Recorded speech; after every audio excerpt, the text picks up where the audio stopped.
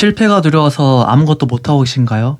아니면 이미 실패를 너무 많이 해버려서 인생이 망했다고 생각하시나요? 제 눈에는 오히려 정반대로 보입니다. 여러분들은 망한 게 아니라 사실은 성공 확률을 2배로 올리신 거예요. 제가 오늘 말씀드리고 싶은 주제는 정답부터 찾지 말고 오답부터 지워야 하는 이유입니다. 저의 20대를 좀 말씀드릴게요. 제가 생각하기에 저의 20대는 거의 오답 수집가 그 자체였던 것 같아요. 일단 제가 전공 선택한 게 경제학인데, 왜냐하면 제가 고등학생 때 경제를 공부하는데 이제 그 세상을 알아가는 약간 그 큰 그림을 그리는 게 되게 좋았단 말이죠. 근데 이제 대학교에 들어가서 경제학을 배우다 보니까 아니 그 미적분 같이 수학적 개념이 너무 많이 들어가고, 그리고 그래프나 뭐 이런 게 너무 수학적인 거예요. 그래가지고 제가 거기에서 좀 흥미를 좀 잃어가지고 경제학은 그 내 길이나 흥미가 아니구나 라고 좀 느꼈었습니다. 그렇게 이제 좀 대학교를 마치고 제가 이제 장교 복무를 하게 됐었거든요. 이제 좀 장교 복무를 하고 나니까 아무래도 군대가 이제 상명하복, 그러니까 좀 시키는 대로 하는, 까라면 까는 그런 문화이잖아요. 제가 이제 그런 문화 밑에서 일하다 보니까 진짜 제 성향이랑 안 맞더라고요. 그리고 게다가 이제 가장 확실하게 느꼈던 게 자기가 되게 좋아하고 아끼는 조직이 아니면 그 밑에서 일하는 거는 굉장히 의욕이 나지 않는 일이구나, 그런 것들을 좀 느꼈던 것 같습니다. 그래서 하여튼 이제 장교 전역도 하고 난 다음에 취업이 잘 안 됐어요. 네, 뭐 준비를 좀 덜해서 그런 것도 있겠죠. 그래서 좀 방황을 좀 했었는데, 그래서 이거 어떻게 해야 될까 하다가 제가 가만히 생각해 보니까 대학교 때 저는 패션을 되게 좋아했었어요. 그래가지고 되게 대학교 안에서도 특이하게 입다가 막 사진 찍힌 적도 있고 막 그랬었는데, 그래서 그러면 디자이너는 힘들고 한번 패션 MD, 패션 머천다이저 한번 준비해 볼까? 그래가지고 제가 MD 국비 교육 과정을 제가 들었었습니다. 근데 이제 제가 수업을 듣다 보니까 옆에 이제 다른 동기들도 있잖아요. 근데 이제 가만히 보니까 그 친구들이 훨씬 더 이제 패션을 훨씬 좋아하고 약간 그게 삶 자체인 그런 친구들이었던 거죠. 그에 비해서 저는 그냥 이제 옷을 그저 좀 좋아하는 좀 그런 사람, 그러니까 패션만 좋아하는 사람이 아니라 패션도 좋아했던 사람이었던 거죠. 그래서 이제 이 길도 이제 제 길이 아니라는 걸 좀 깨닫고 그러면 이제 또 무슨 직업을 택해야 될까 좀 그런 고민을 하다가 그 당시에 데이터 분석가라는 직업이 제 눈에 들어왔습니다. 그게 뭐냐면 통계학도 잘 알아야 되고, 그리고 파이썬이나 뭐 프로그래밍 그런 언어도 좀 잘 알아가지고 되게 많은 데이터들을 분석하는 그런 직업이에요. 그거를 좀 준비해 볼까 했는데 아니 웬걸? 그 당시에 이제 챗GPT가 나왔던 시절이거든요. 나온 지 얼마 안 됐던 시절인데 챗GPT에서 갑자기 데이터 분석 기능이 출시가 된 거예요. 이제 그냥 이제 GPT에다가 그 파일을 넣으면 알아서 이제 막 분석을 다 해주는 거죠. 이제 그걸 보고 내가 지금 준비해서 들어가도 어차피 나중에 되면 다 대체 당하겠구나, 그런 생각이 바로 들더라고요. 그래서 결국에는 그것도 그냥 하지 않기로 결정을 했습니다.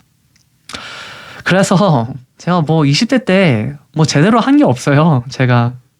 그래서 남들이 보면 저를 되게 끈기 없는 사람, 끈기 없는 실패자라고 생각할 거예요. 저도 당시에는 그렇게 생각했는데, 하지만 이제 지금 돌아보면 그게 이제 단순한 정신 승리가 아니라 수학적으로 성공 확률을 높여주는 되게 고마웠던 그런 데이터들이었던 거죠. 이게 왜 그런지 설명해 드릴게요. 자, 여러분들이 학창시절에 다 객관식 문제 다 풀어보셨죠? 오지선다로 다 나오잖아요. 근데 이제 쉬운 문제는 그냥 푸는데 어려운 문제 나오면 저희가 어떻게 해요? 저희가 아닌 선지부터 지어 나갑니다.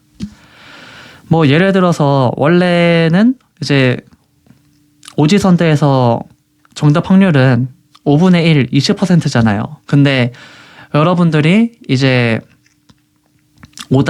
오답인답 이제 3개를 지으면 이제 아닌 거랑 정답인 거 중에서 2개만 선택하면 되니까 여러분 정답 확률이 바로 50%로 이제 뛰어버리는 것처럼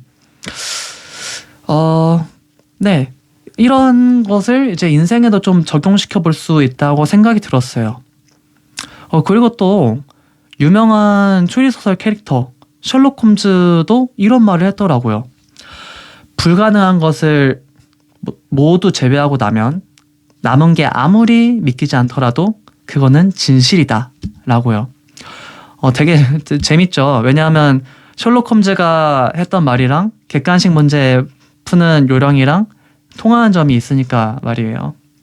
근데 이제 이런 개념이 비단 이제 객관식 문제 풀 때만 아니라 이제 수학적으로도 되게 통하게 되는데 이 유명한 사례가 이제 몬티홀 딜레마라는 게 있습니다. 이제 이게 뭔지 되게 간단하게 말하자면 퀴즈쇼예요. 퀴즈쇼인데 3개의 문 중에서 하나의 문 뒤에 있는 걸 선택해서 경품을 가져가는 건데 이 게임에 되게 재밌는 점이 여러분이 하나를 선택합니다. 근데 이제 진행자가 그 여러분이 선택한 거 말고 다른 것 중에서 다른 2개의 문 중에서 오답인 거를 하나 열어줘요.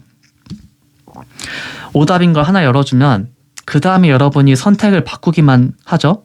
그러면 여러분이 원래 이제 3개 중에 하나니까 그거는 이제 3분의 1이잖아요. 근데 이제 여러분이 그 선택을 바꾸기만 해도 정답 확률이 바로 그 3분의 1에서 3분의 2로 2배로 상승하게 됩니다. 엄청나게 확률이 많이 올라가는 거죠. 이게 정확히 어떤 개념이냐면 수학에서 배우는 조건부 확률 그런 개념이거든요. 근데 이걸 제가 설명드릴 건 아닌 것 같고 여러분들이 한번 몬티홀 딜레마 검색해 보시면 아마 재밌게 배우실 수 있을 것 같아요. 네, 그래서 제가 다시 말씀드리자면 결국 인생도 만약에 몬티홀 게임이라면 내가 겪은 실패들은 결국 진행자가 여기는 꽝이야 하고 열어준 그런 문이랑 같다는 거죠. 이제 우리들은 그게 이제 꽝이라는 걸 확인했으니까 이제 나머지 문에서 이제 정답을 발견할 확률이 바로 이제 2배로 상승하게 되는 겁니다. 그래서 이제 이런 개념들을 알고 나서 보니까 제가 20대 때 진짜 많은 오답들이 있었지만 그래도 아주 희미하게 정답 같았던 순간이 있었던 것 같아요. 그게 뭐냐면 제가 대학 시절에 토론 동아리에 있었거든요. 제가 전국대회가 열리니까 거기에 팀을 짜서 나갔던 기억이 있습니다. 제가 팀장으로 참가했었는데 거기에서 상을 한번 탔었어요. 뭐 그런 적도 있었고 그리고 이제 봉사 동아리를 제가 이제 회장이 되어가지고 한 학기 동안 학업이랑 같이 병행했던 적도 있었습니다. 이런 것들을 하면서 느꼈던 게 저는 이제 누군가 시키는 일을 하는 것보다는 제가 직접 주도해서 판을 짜서 일을 할 때 내가 가장 열심히 하고 그리고 성과를 낼 수가 있구나 라는 거를 좀 깨달았던 것 같아요. 그리고 또 한 가지로는 제가 이제 전역하고 나서 취업을 해야 되니까 되게 다양한 성격 검사, 뭐 강점 검사 이런 걸 수행했거든요. 대충 한 8가지 정도 했던 것 같은데 이제 그런 검사들을 다 모아가지고 제가 AI에다가 이제 종합하고 이제 분석을 한번 같이 했었습니다. 그러고 보니까 결과가 되게 소름 돋더라고요. 어떻게 나왔냐면 저는 이제 조직 생활을 하는 게 맞는 사람이 아니라 웬만하면 이제 혼자서 일하는 게 좀 맞고 혼자서 뭐를 해야 되냐면 크리에이터나 창업가, 뭐 기업가 아니면 투자자 이런 걸 하는 게 맞다고 나왔던 거죠. 사실 대부분 직업들은 대부분 이제 직장 생활을 하는 것들인데 그러니까 수많은 직업들이 저한테는 이제 오답이고 그 진짜 몇몇 안 되는 직업들이 저에게 있어서는 이제 정답으로 나왔던 겁니다. 그래가지고 네, 뭐 지금 이렇게 영상을 찍는 것도 아마 모든 것들이 하나로 이어진다는 약간 그런 이제 약간 명확성이 보여가지고 좀 확신을 가질 수 있어서 만들고 있는 것 같아요. 네, 여기까지는 저의 사례였는데 알고 보니까 저만 이런 게 아니라 정말 성공한 사람들도 결국에는 모두 다 오답이라는 과정을 거쳐서 정답으로 이어지는 그런 사례들이 있더라고요. 여러분들 스티브 잡스 아시죠? 애플을 만들고 아이폰을 만든 사람. 그분도 자기가 30살에 자기가 만든 회사에서 쫓겨났었다고 해요. 그 당시에 그분이 생각하기로는 그게 자기 인생의 이제 최악의 사건이었다고 생각을 했었습니다. 근데 이제 그분이 이거를 이제 졸업식 연설에서 이렇게 얘기했었었는데 다시 돌이켜 보니까 본인한테 있어서 그 사건이 인생 최고의 사건이었다고 얘기해요. 그러니까 최악으로 보였던 것이 최고의 사건이 이제 돼버린 거죠. 그게 왜냐 하면 그분이 본인이 이제 기존에도 어느 정도 성공한 사업가였는데 본인이 이제 해고를 당하게 되면서 완전한 초심자의 마인드로 다시 돌아갈 수가 있었다고 해요. 그래가지고 이제 본인이 새로운 회사 2개를 창립하고 나서 여기에서 있었던 성과를 통해서 결국에는 다시 본인의 회사인 애플로 복귀를 하게 됩니다.